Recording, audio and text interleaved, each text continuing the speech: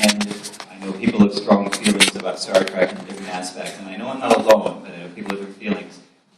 I feel that Star Trek sort of hit its peak in the story arc, going from Star Trek 2, 3, 4, 6. Now, as a kid, you only pay attention to the actors and actresses.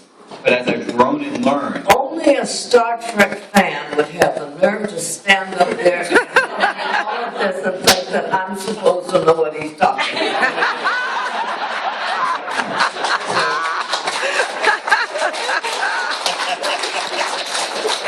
So what I've learned is that one of the biggest creative people behind the movies that are really Nicholas Meyer. Okay? What was it like working under Nicholas Meyer as opposed to Leonard Nimoy directing, or Harp Bennett, or way back Gene Roddenberry? What was it like some of the... You're not going to get me to answer that question. Okay, thank you. I enjoyed each and every one of the directors in one way or another. And I also didn't enjoy some. Shall remain anonymous. As much as I didn't enjoy them as much, because every director is different, and they treat you differently. And some treat you like a human being and a fellow actor and a fellow creator, and the other ones treat you like you're a puppet, you do this and that and the other. And actors are not going to do that, And so this one director, was really, really one of those. You do what I say because I'm the director, and he said so. And I explained to him, no, we don't. I don't. And he said, then you're fired. And I said, no, you're fired. For a long period of time. And I said, let's talk to the producer. So I took him to the producer, Gene Roddenberry's office. And Roddenberry happened to be there. And I said, it's very important because the current director has a problem with me. And he said, you got a problem with Miss Nichols? Nobody has a problem with me. He says, well, she doesn't want to do what I'm telling her to do. And he said, oh, you mean a directorial problem? And he said, yes, I'm explaining to her. And Gene Roddenberry sat there and listened to him, and he listened to him, and he said, and so on, and I told her, what is this? And she said, I can't do that. And Gene Roddenberry said, so what was it you wanted her to do? And he said, well, it's very important that she blah, blah, blah, blah.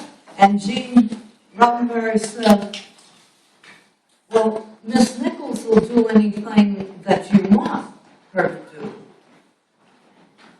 And I guarantee, he said, thank you very much. He says, but Uhura won't.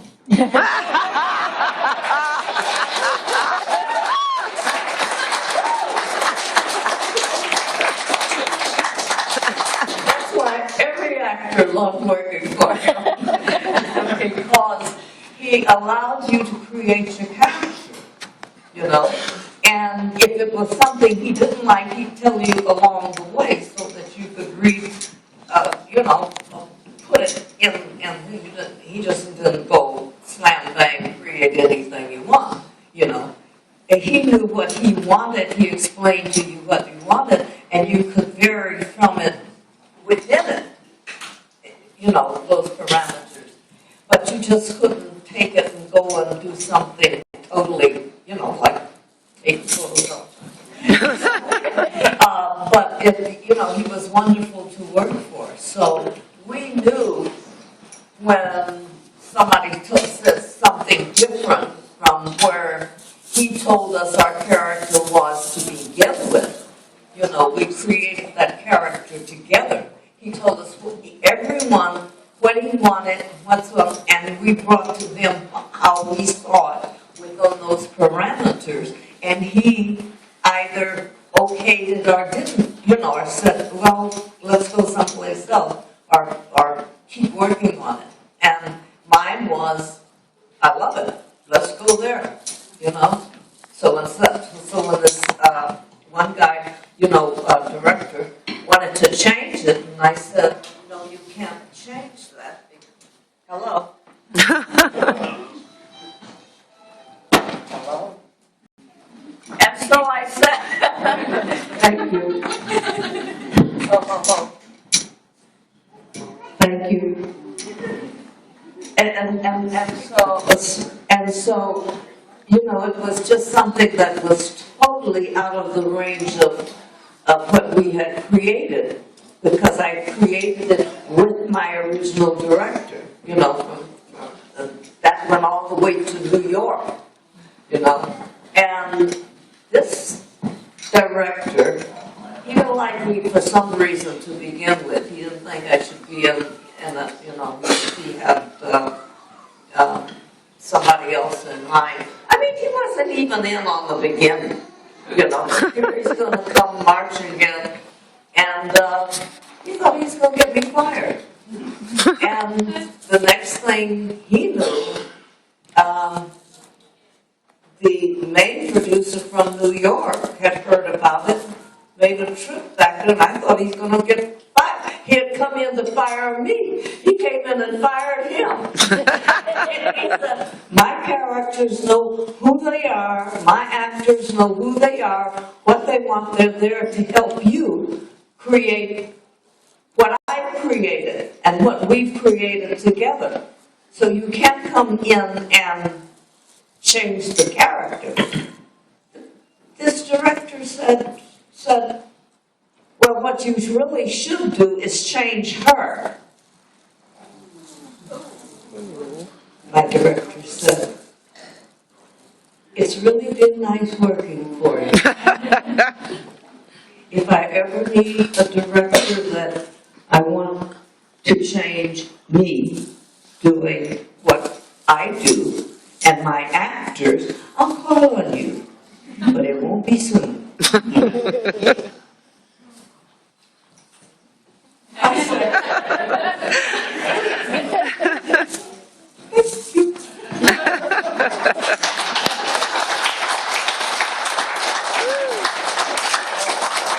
Yes. Thank you for being here and doing the panel. I'm really enjoying it. Thank you so much.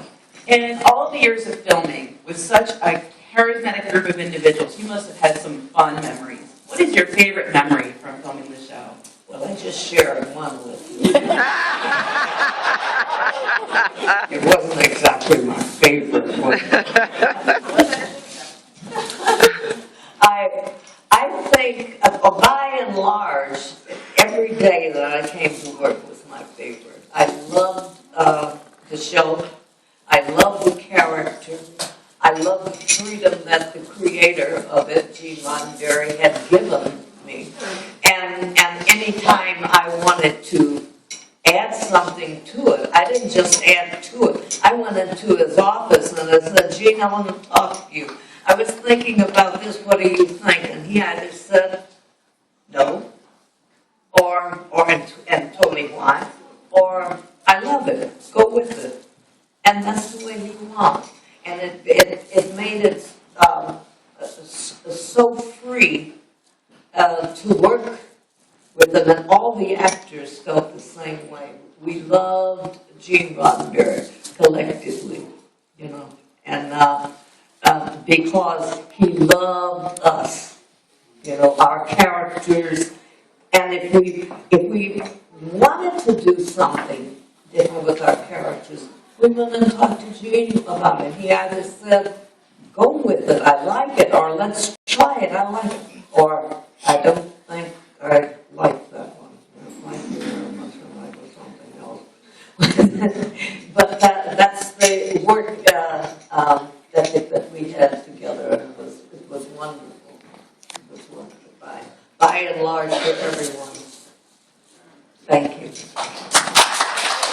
And thank you as audience, because that was everything, you know, what Gene wanted, and that we created it, and that our audience loved it, you know, by and large. And as an audience, they would write in and tell us what they thought.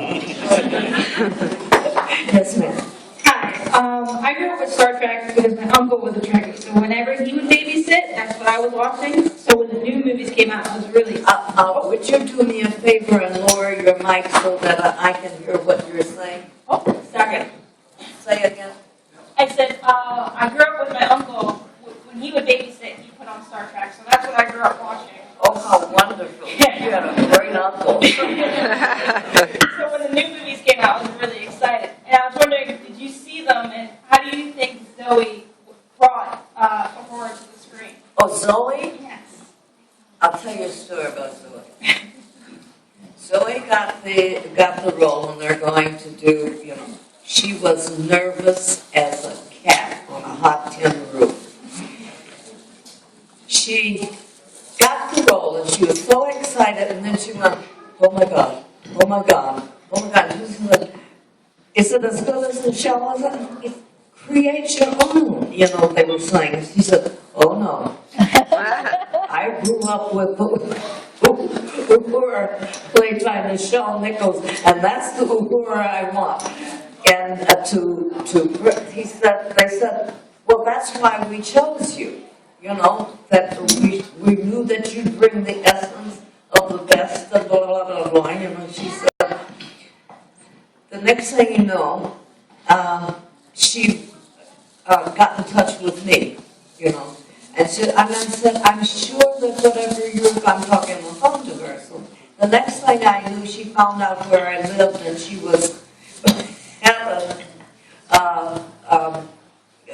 the car from the studio, bring her to, and I looked out, somebody said, who is that? And I looked out the window, and somebody's getting, and I said, for Christ's sake, she looks like me.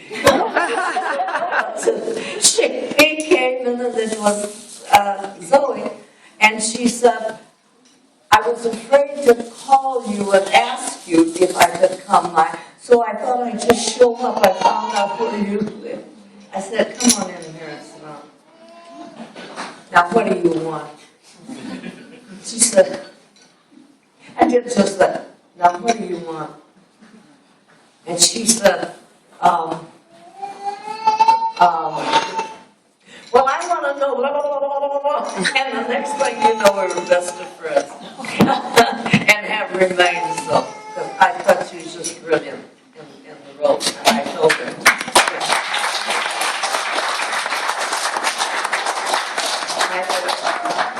I just want to say I'm deaf as well, so I understand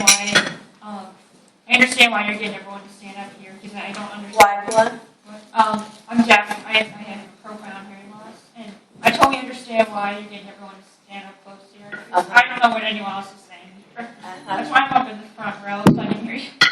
I just wanted to say, what was it like working with DeForest Kelly? Is that how you say his name? With who? The actor who played Bones. What was it like working with him? Like, What was it like working with DeForest? Oh, DeForest Kelly. DeForest, sorry, I don't know. The best. The best. He was probably one of the most professional actors that I've ever worked with. And easygoing and wonderful. But he didn't mess around when we came on to work, it was all work, which is the way I work, you know. A lot of actors keep, kid and do whatever they're going to until they say, action. When I go into work, it's action from the time I drive on the lot, because I'm there to work, to create, and develop. I'm open to any, especially from the director, but I'm open to any suggestion, and I think, and then I'll take it to the director, and see how you feel about this, or if it's my idea, I take it to the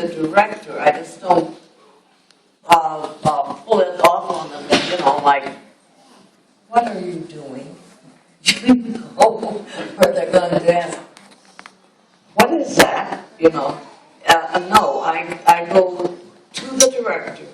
I clear everything with the director. I give him new stuff in the performance of it, and then as a director, giving me the respect also, might want to know, what are you doing?